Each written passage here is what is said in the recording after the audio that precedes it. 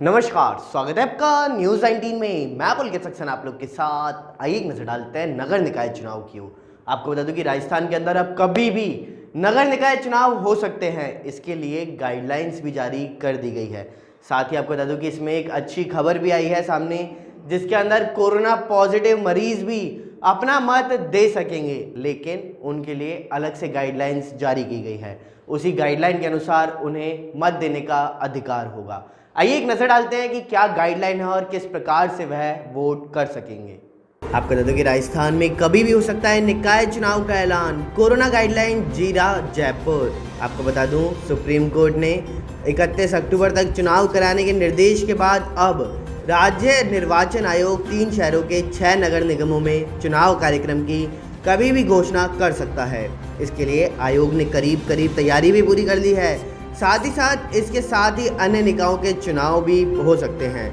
आपको बता दूं इन चुनावों में भी आयोग कोरोना पीड़ित वोटर्स को मताधिकार से निर्वाचित नहीं करेगा। आपको बता दूं कि हालांकि इसके साथ ही उसकी खुद की सुरक्षा और अन्य नागरिकों की जान जोखिम में ना पड़े, इसके लिए आयोग ने गाइडलाइंस जारी की है। साथ ही पंचायत चुनाव की तरह कोरोना रोगी मताधिकार से नहीं वंचित रहेगा।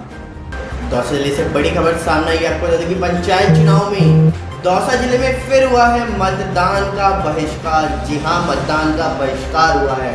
आपको बता दूं पंचायत समिति दौसा के ग्राम पंचायत निमाली में भैडोली के लोगों ने किया है चुनाव का बहिष्कार।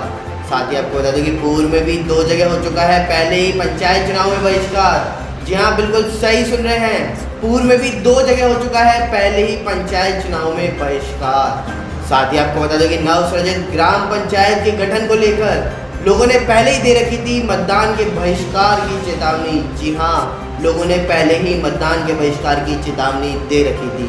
साथ ही आपको बता दो लोगों ने इसका विरोध प्रदर्शन भी किया है। साथ ही सूने पड़े रहे मतदान केंद्र, नहीं गया कोई भी मतदान करने। जी हाँ, मतदान केंद्र सूने पड़ते हुए नजर आए हैं। आइए एक नजर डालते हैं खास खबर की ओर। आपको बता दूं कि राजस्थान में आज चौथे चरण की 897 ग्राम पंचायतों में चुनाव सुबह से शुरू हो चुके हैं। आपको बता दूं कि सुबह 7:30 बजे से लेकर के शाम को 5:30 बजे तक यह चुनाव की प्रक्रिया की जाएगी। राजस्थान में ग्राम पंचायत चुनाव के चौथे और अंतिम चरण की 32 पंचायत समितियों की 897 ग्राम पंचायतों में शनिवार सुबह से ही मतदान शुरू हो गया है। आखिरी चरण में 30 लाख से ज़्यादा मतदाता अपने मताधिकार का इस्तेमाल करेंगे। इन पंचायतों के 4,339 मतदान केंद्रों पर 30,56,742 मतदाता अपने मताधिकार का इस्तेमाल कर सकेंगे। इनमें से 15,97,612 पुरुष, 14,59,111 महिलाएं और 19 अन्य मतदाता भी शामिल हैं। साथ ही मतदान समाप्ति के बाद सभी पंचायत मुख्यालयों पर मतगणना करवाई जाएगी। 11 अक्टूबर को उप सरपंच का चुनाव होगा और सरपंच के 26 उम्मीदवार निर्विरोध चुन लिए गए हैं। चुनाव आयुक्त PS मेहरा ने बताया कि सरपंच के पदों के लिए 4,629 और पंच पदों के लिए 11,373 उम्मीदवार चुनावी मैदान में अपनी किस्मत आजमाएंगे, जबकि सरपंच के 26 और पंच के 3,714 उम्मीदवारों को निर्विरोध चुन लिया गया है। सभी ग्राम पंचायतों पर 10 अक्टूबर से यानी आज सुबह से 7:30 बजे से शाम को 5:30 बजे तक मतदान करवाया जाएगा। आइए एक नजर डालते हैं फुलेरा की ओर। आपको बता दूं कि सामरलेक पंचायत समिति की 22 ग्राम पंचायतों में आज 134 बूथों पर चौथे चरण के मतदान जारी है। आइए आपको बताते हैं कि कहां पर कितने प्रतिशत मतदान दिन में 1 बजे तक हो गया था। फुलेरा के अंदर पंचायती राज चुनाव 2020 के अंतर्गत चतुर्थ चरण में जयपुर जिले की सामरलेक पंचायत समिति क्षेत्र की 22 ग्राम पंचायतों में आज 10 अक्टूबर को सुबह 7:30 बजे से शाम को 5:30 बजे तक होने वाले पंच व सरपंच के मतदान के लिए सभी प्रशासनिक तैयारियां पूर्ण कर चुनाव शुरू करवाए गए थे। वहीं चुनाव शुरू होने के बाद हमारे पत्रकार ने दोपहर फुलेरा के समीप काचरोदा व शार्दुलपुरा पंचायत पर जाकर के हो रहे मतदान की प्रतिशत जानी है। काचरोदा पंचायत के मतदान केंद्र में लगे हुए चुनाव अधिकारी RO नरेंद्र कुमार गर्ग ने जानकारी देते हुए बताया कि दोपहर को 12 बजे तक यहां 40.40% मतदान हो चुका है और शांतिपूर्ण तरीके से सोशल डिस्टेंसिंग को ध्यान में रखते हुए किया जा रहा है। वहीं शार्दुलपुरा पंचायत के आरओ गिरधारी लाल मीणा ने बताया कि दोपहर को 1:15 बजे तक इस पंचायत में 60% तक मतदान पूर्ण कर लिया गया था। वहीं लोगों ने इस चुनाव में मतदान को लेकर के काफ़ी उत्साह भी देखा जा रहा है, लेकिन शार्दुलपुरा पंचायत में कोरोना को लेकर के कोई भी भय व्याप्त नहीं है और सोशल डिस्टेंसिंग की पूरी तरह धज्जियां उड़ती हुई नजर आ रही हैं। पुलिस के जवान भी पूरी निष्ठा के साथ चुनावी ड्यूटी निभा रहे हैं। वह लोगों को सोशल डिस्टेंसिंग में मास्क लगाकर वोट डालने की अपील की जा रही है। सर नमस्कार। नमस्ते सर। आप आरओ साहब हैं जी सर। अभी हम पाचोदा पंचायत में खड़े हैं और चतुर्थ चरण का जो मतदान हो रहा है। जी सर।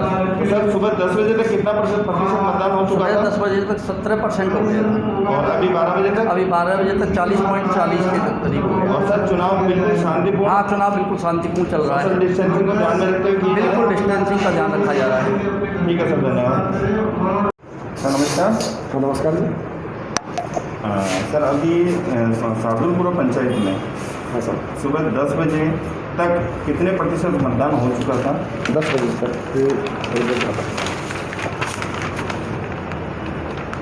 ये हो गया सर 20.21% मान लो आप। 21%। और 12 बजे तक 40%। और अभी सर लगभग 1:15 हो चुके हैं। हाँ जी। तो अभी तक कितना हो गया सर? अब प्रॉपर तो नहीं कह सकते, लगभग 50 को 60 से ऊपर हो गया सर। हो गए क्योंकि आंकड़ा है नहीं हमारे पास अभी, लेकिन 3 बजे लेंगे। आपका शुभ नाम? गिरधारी लाल मीणा। गिरधारी लाल। और सर मतदान के समय अभी तक कोई अप्रिय घटना? नहीं सर, अभी ऐसे कोई और बिल्कुल शांतिपूर्ण तरीके से हो रहा है? शांति हो रहा है। ठीक है। दौसा जिले से बड़ी खबर सामने आई। आपको बता दें कि दौसा जिले में चौथे चरण के मतदान शुरू हो चुके हैं। जी हाँ, चौथे चरण के मतदान शुरू हो चुके हैं। साथ ही साथ आपको बता दूं, मतदान केंद्र मंडिस्या पर मतदान करने आई दिव्यांग महिला। जी हाँ, मतदान करने दिव्यांग महिला ही है। दिव्यांग महिला का नाम शांति देवी है। साथ ही साथ ट्राईसाइकिल से सहायता करते हुए प्रगड़ंग रामेश्वर प्रसाद गुजर, उदय सिंह राजपूत, सुरजान सिंह बैसला। जी हाँ, सहायता प्रगड़ंग रामेश्वर प्रसाद गुजर, उदय सिंह राजपूत और सुरजान सिंह बैसला ने की। आइए नजर डालते हैं कोरोना वायरस की ओर। आपको बता दूं, कोरोना वायरस के पूरे देश के अंदर अब लगभग 70 लाख केस पहुंच चुके हैं, लेकिन इसमें आपको एक राहत की बात भी बता दूं कि सही हो रहे मरीजों की संख्या लगभग अधिक होती हुई नजर आ रही है। पिछले 24 घंटों के रिकॉर्ड के अनुसार आपको बता दूं कि 73,000 नए मामले सामने आए थे, लेकिन वही दूसरी ओर देखूं तो जो रोगी सही हुए हैं उनका आंकड़ा 82,000 है। इस हिसाब से 9,000 ज़्यादा कोरोना मरीजों की सही होने की संख्या सामने आई है। देश में कोरोना संक्रमितों की संख्या 70 लाख तक पहुंची है। आपको बता दूं, 24 घंटे में पिछले 73,000 नए मामले सामने आए, 32,000 ठीक हुए। नई दिल्ली में आपको बता दूं, देश में कुल कोरोना संक्रमितों की संख्या 70 लाख तक पहुंच चुकी है। नए मामलों की संख्या में बढ़ोतरी के साथ ही एक्टिव केस की संख्या में लगातार गिरावट भी जारी है। नए संक्रमण से ज़्यादा ठीक होने वाले लोगों की संख्या बढ़ रही है। देश में पिछले 24 घंटों में 73,272 नए कोरोना मामले दर्ज किए गए और 82,753 मरीज ठीक हो गए हैं। हालांकि 926 मरीजों की जान भी चली गई।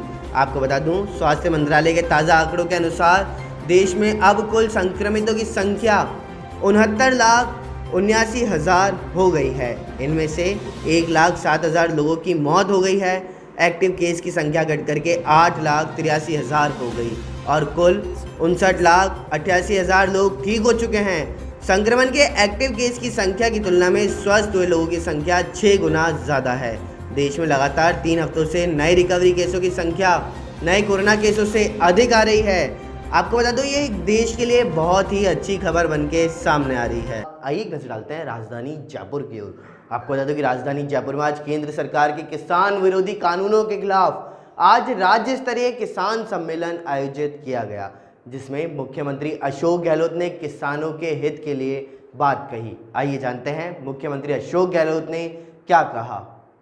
केंद्र सरकार के किसान विरोधी कानूनों के खिलाफ राजस्थान प्रदेश कांग्रेस कमेटी द्वारा बिरला सभागार में आयोजित राज्य स्तरीय किसान सम्मेलन में मुख्यमंत्री अशोक गहलोत ने केंद्र सरकार पर आरोप लगाते हुए कहा कि बीजेपी सरकार किसानों की ओर ध्यान नहीं दे रही है। ना ही किसानों को खराब फसल का मुआवजा दिया जा रहा। राजस्थान सरकार की ओर से किसानों की खराब हुई फसल का अच्छा मुआवजा दिया जाएगा। साथ ही साथ किसानों की फसल को उचित मूल्य पर खरीदा जाएगा। उन्होंने कहा कि मैं समय पर किसान भाइयों को बिजली सप्लाई की जाएगी और बिजली बिल में बढ़ोतरी को लेकर जल्द से जल्द समस्या का समाधान भी किया जाएगा। राजस्थान के चारों तरफ से आए हुए किसानों ने मुख्यमंत्री अशोक गहलोत को किसान हल देकर स्वागत किया। आइए एक नजर डालते हैं 12 जिले की ओर। आपको बता दूं कि 12 जिले में आज अज्ञात कारणों के चलते हुए लकड़ी के गोदाम में आग लग गई। मौके पर पहुंची पुलिस प्रशासन की टीम व फायर ब्रिगेड ने मिलकर के आग पर काबू पाया। 12 शहर के व्यस्ततम दीनदयाल पार्क चौराहे के पास स्थित एक लकड़ी के गोदाम में आज सुबह अज्ञात कारणों के चलते हुए आग लग गई। अचानक आग लगने के चलते आसपास के इलाकों में अफरा तफरी मच गई है। आग लगने से क्विंटलों लकड़ियां जलकर खाक हो गईं।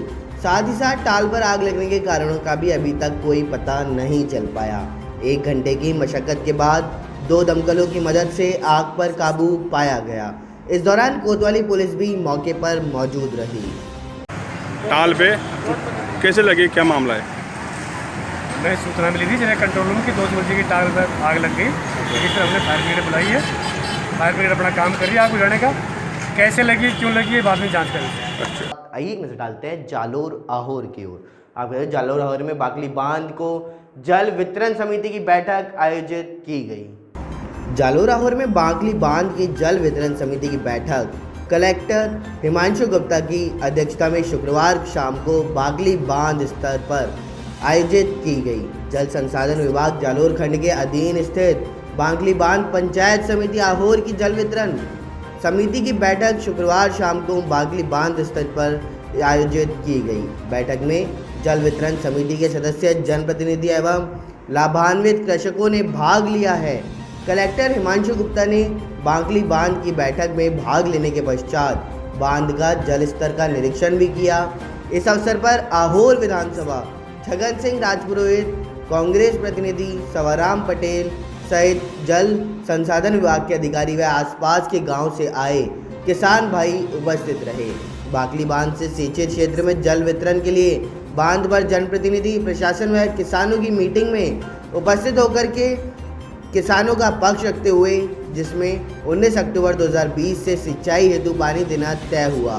कृषकों को एक पाण दी जाएगी और टैल क्षेत्र में पहले पाण मिलेगी और नज़दीक के हेड क्षेत्र में बाद में जल वितरण किया जाएगा। हैंड वाला कह के पानी बंटवाड़ो करो। सर मोर तो कई सालों टेलो पड़ी रही है। जन जन तो बंटवाड़ो करवाया नहीं। मोरी आज तक टेलो पड़ी रही है। पूरा कमौन मोरो आज तक नहीं पीदो। जन जन ने हैंड वाला है नहीं कहता। नहीं आज बंटवाड़ो करवाया, वंदन है नहीं कहता हैंड वाला। आइए एक नजर डालते हैं 12 जिले की ओर। आपको बता दूं 12 जिले में वाल्मीकि युवा संगठन द्वारा हाथरस अपराधियों के पुतले जलाए गए हैं। जी हां, हाथरस गैंगरेप के अंदर जो आरोपी थे उनके पुतले जलाए गए। साथ ही साथ उन्होंने योगी सरकार पर आरोप भी लगाया। 12 जिले के अंदर वाल्मीकि युवा संगठन के सदस्यों ने हाथरस यूपी में वाल्मीकि समाज की बेटी के साथ दरिंदों ने बलात्कार कर हत्या कर दी। लेकिन योगी सरकार दलित विरोधी षड्यंत्र के तहत दोषियों को बचाने का हर संभव प्रयास कर रही है। योगी सरकार ने दोषियों को बचाने के लिए साथ ही सारे सबूत मिटाने के लिए रात में अंतिम संस्कार कर दिया। सरकार की आंखें खोलने के लिए आज वाल्मीकि युवा संगठन के सभी सदस्य समाज के युवा प्रताप चौक पर एकत्रित होकर दोषियों के पुतलों को फांसी देकर उनका दहन किया। युवा वाल्मीकि संगठन सदस्य चंदन सिंह महाराजा ने बताया कि ऐसे अपराधियों को बीच चौराहे पर फांसी लगानी चाहिए और उनका कहना है कि वाल्मीकि समाज की बेटी के साथ जो अन्याय हुआ है उसके लिए योगी सरकार पूर्ण रूप से जिम्मेदार है। साथ ही उनका कहना है कि अगर योगी सरकार इसके खिलाफ कोई कार्रवाई नहीं करता तो वाल्मीकि समाज पूरे देश में सड़कों पर उतर जाएगा। हाँ सर बताइए।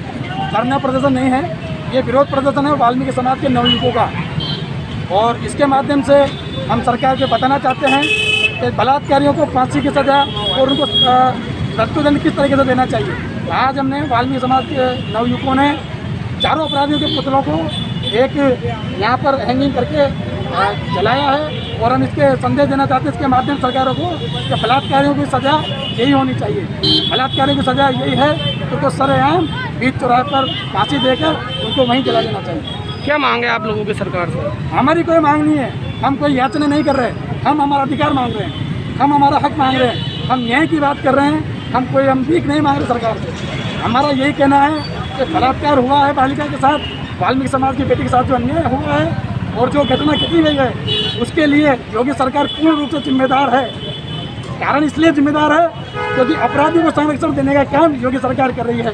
वहाँ का प्रशासन, वहाँ की लोकल मीडिया और वहाँ के जो जिला कलेक्टर महोदय हैं, डीएम साहब, वो भी इसमें सम्मिलित हैं। और ये सारे कारनामे बिना सीएम की परमिशन के नहीं हो सकते। जिस तरह के रात में चला गया वो भी योगी सरकार के सानिध्य में चला गया, उनके कहने पर चला गया है। फर्जी पोस्टमार्टम रिपोर्ट बनाई गई वो भी योगी सरकार के कहने पर ही बनाई गई है। और एक बात और मैं आपको बता देना चाहता हूँ, अगर योगी सरकार होश में नहीं आती है तो वाल्मीकि समाज पूरे देश में, पूरे देश के हर एक कोने में, हर राज्य में, हर जिले में, हर तहसील में एक इतना बड़ा आयोजन करेगी, आंदोलन करेगी, इतना विरोध प्रदर्शन होगा कि एक पूरी दुनिया के लिए मिसाल बनेगा। हम बात के माध्यम से सरकार से यही गुजारिश करना चाहते हैं, या तो मोदी जी हस्तक्षेप करके इस मामले को शांत करें, हत्यारों को फांसी दे, पीड़िता को न्याय दे, या फिर इसी तरीके से माहौल बना रहेगा, देश में अशांति बनी रहेगी। और वाल्मीकि एकता जो आप सब आज पूरे भारत में देख रहे हैं, वाल्मीकि समाज एक साथ एकजुट खड़ा हुआ है पीड़िता के साथ, क्योंकि वो हमारे समाज की बेटी है, हमारी बहन है, हम उसको न्याय दिलाकर ही रहेंगे। आपका परिचय दीजिए। चंदन सिंह महाराजा, सदस्य युवा संगठन, वाल्मीकि युवा संगठन 12। आइए एक नजर डालते हैं आईपीएल की ओर। आपको बता दूं कि आईपीएल का रोमांच देश में घूमता हुआ नजर आ रहा है। साथ ही आपको बता दूं कि दिल्ली कैपिटल ने लगातार तीसरी जीत हासिल की है और यह जीत राजस्थान के साथ में हासिल की। आपको बता दूं कि कल राजस्थान को हराने के बाद में कप्तान श्रेयस अय्यर ने कहा कि मुझे लगा था जो हमने स्कोर खड़ा किया है वह बहुत कम है शारजाह के ग्राउंड पर, लेकिन हमारे गेंदबाजों ने बहुत अच्छा प्रदर्शन कर हमें जीत हासिल कराई। दिल्ली कैपिटल्स के कप्तान श्रेयस अय्यर ने यहां इंडियन प्रीमियर लीग मैच में राजस्थान रॉयल्स पर मिली जीत के बाद कहा कि उन्हें लगा था कि 185 रन का लक्ष्य कम होगा, लेकिन गेंदबाजों ने शानदार काम किया है। शिमरॉन हेटमायर के 45 रन और मार्कस स्टोइनिस के 39 रन की मदद से दिल्ली कैपिटल ने निर्धारित 20 ओवर में 8 विकेट पर 184 रन का स्कोर खड़ा किया। इसके जवाब में राजस्थान रॉयल्स की टीम 19.4 ओवर में 138 रन पर सिमट गई। साथ ही दिल्ली कैपिटल के लिए कागिसो रबाडा ने 3, जबकि रविचंद्रन अश्विन और मार्कस स्टोइनिस ने 2-2 विकेट हासिल किए। शारजाह का मैदान छोटा है तो यहाँ 200 रन का स्कोर तो प्रतिस्पर्धी माना जाता है। अय्यर ने मैच के बाद कहा कि पहली पारी के बाद जिस तरह का हमने प्रदर्शन किया मैं उससे काफ़ी खुश हूँ। हमने सोचा कि शायद यह स्कोर थोड़ा कम होगा, लेकिन गेंदबाजों ने अपना काम बखूबी निभाया। आइए एक नज़र डालते हैं खास खबर की ओर। आपको बता दूं कि भारत देश का सबसे बड़ा त्यौहार जिसे दीपावली के रूप में मनाया जाता है, उस दीपावली के ऊपर अब पटाखे चलाने को लेकर के संकट नजर आ रहा है। आपको बता दूं कि मुख्यमंत्री अशोक गहलोत ने कहा है कि जो पटाखे का प्रदूषण है वह बहुत ही कोरोना रोगियों के लिए हानिकारक सामने होता हुआ नजर आएगा। जी हाँ, मुख्यमंत्री अशोक गहलोत ने डॉक्टरों से बातचीत करने के बाद में कहा है कि जो पटाखे का धुआं है उससे कोरोना पेशेंट्स को ज़्यादा नुकसान पहुंचेगा। आइए एक नज़र डालते हैं पूरी रिपोर्ट की ओर। कोरोना रोगियों के लिए पटाखों के प्रदूषण हो सकते हैं खतरनाक, विशेषज्ञ डॉक्टर ने यह सलाह दी है। आपको बता दूं सीएम अशोक गहलोत ने विशेषज्ञ डॉक्टर की सलाह के आधार पर प्रदेशवासियों से अपील की है कि वे कोरोना महामारी को देखते हुए इस वर्ष दीपावली का त्यौहार स्वयं अनुशासन में रह करके मनाएं और पटाखों के प्रयोग से बचें। साथ ही सीएम अशोक गहलोत ने विशेषज्ञ डॉक्टर के साथ कोरोना की समीक्षा भी की। लगभग 2 घंटे चली इस बैठक में सभी विशेषज्ञों की राय थी कि पटाखों से होने वाला धुआं और प्रदूषण आमजन के साथ साथ कोरोना संक्रमित रोगियों तथा कोरोना से ठीक हुए व्यक्तियों के लिए विशेष रूप से घातक है। मुख्यमंत्री ने कहा कि सर्वोच्च न्यायालय ने कई बार आतिशबाजी से होने वाले प्रदूषण को नियंत्रित करने के लिए दिशा निर्देश भी दिए हैं, लेकिन राष्ट्रीय राजधानी क्षेत्र में शामिल प्रदेश के जिलों में पहले से ही पटाखों के उपयोग पर प्रतिबंध है। आइए एक नजर डालते हैं खास खबर की ओर। आपको बता दूं कि सचिन पायलट के मीडिया सलाहकार पर केस दर्ज कर दिया गया है। जी हां, राजस्थान के अंदर कुछ समय पहले मुख्यमंत्री अशोक गहलोत और सचिन पायलट के बीच में सियासी घटनाक्रम चल रहा था। उसी के एवज में आपको बता दूं कि इन्फॉर्मेशन लीक करने को लेकर के यह केस दर्ज किया गया है। आइए एक नज़र डालते हैं कि यह केस किस पर दर्ज किया गया और इस केस में आगे क्या हो सकता है। राजस्थान में एक बार फिर सियासी संकट बढ़ता हुआ नजर आ रहा है। पुलिस ने सचिन पायलट के सरकारी आवास में उनके मीडिया सलाहकार लोकेंद्र सिंह से पूछताछ की है। विधायकपुरी थाना पुलिस ने लोकेंद्र सिंह के साथ एक न्यूज़ चैनल के पत्रकार शरद कुमार के खिलाफ भी IT एक्ट व भारतीय दंड संहिता की विभिन्न धाराओं के तहत मामला दर्ज किया। जयपुर पुलिस कमिश्नरेट में तैनात साइबर पुलिस थाना अधिकारी ने दोनों के खिलाफ में पुलिस की छवि खराब करने का आरोप भी लगाया है। साथ ही साथ पुलिस मामले की जांच कर रही है। आपको बता दूं, दर्ज कराई गई FIR में कहा गया है कि पुलिस कंट्रोल रूम में तैनात सोशल मीडिया हैंडलिंग कर्मचारी सुरेंद्र यादव ने ड्यूटी ऑफिसर सत्यपाल सिंह को व्हाट्सएप मैसेज दिखाए, जिनमें वायरल किया जा रहा था कि जैसलमेर के जिस सूर्यगर होटल में विधायक मंत्री और विधायक ठहरे हैं, वहां 4 जैमर अजायब इलेक्ट्रॉनिक्स के लगाए गए हैं। इनके माध्यम से मंत्री और विधायकों के फ़ोन टैप किए जा रहे थे।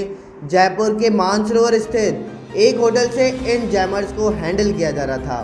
साथ ही यादव ने बताया कि ये व्हाट्सएप मैसेज भ्रामक प्रचार के उद्देश्य से वायरल किए जा रहे थे। ये मैसेज लोकेंद्र सिंह के मोबाइल से वायरल हुए हैं। आपको बता दूं कि रिपोर्ट में कहा गया है कि यह भ्रामक सूचना शरद कुमार ने तैयार की, जिसे लोकेंद्र सिंह ने वायरल किया है। साथ ही आपको बता दूं, रिपोर्ट के साथ शरद कुमार द्वारा जारी किए गए समाचार की CD भी संलग्न की गई। दिल्ली ने राजस्थान को कल 46 रन से हराया। शारजाह में सीजन का सबसे छोटा टारगेट देकर भी जीती दिल्ली कैपिटल्स। पॉइंट टेबल में भी टॉप पर पहुंची। साथ ही साथ राजस्थान की लगातार चौथी हार। लालू यादव को राहत। चारा घोटाले के दूसरे केस में लालू को झारखंड हाईकोर्ट ने जमानत मिली, लेकिन अभी जेल से बाहर नहीं आ पाएंगे। पासवान को अंतिम विदाई दी गई। रामविलास पासवान की अंतिम यात्रा 11 बजे पटना वाले घर से निकलेगी। नीतीश ने श्रद्धांजलि दी और साथ ही नमाकों से चिराग से बात हुई। IPL के रोमांच में आपको बता दूं कि बॉलिंग फील्डिंग की जुगलबंदी ने मैच को रोमांचक बनाया है। हेटमायर ने 3 कैच लपके और 45 रन भी बनाए। वहीं कोरोना देश लाइव में आपको बता दूं कि आज 70 लाख के पार होगा संक्रमितों का आंकड़ा, लेकिन एक्टिव केस 9 लाख से कम हुए। अब तक 69.77 लाख के सामने।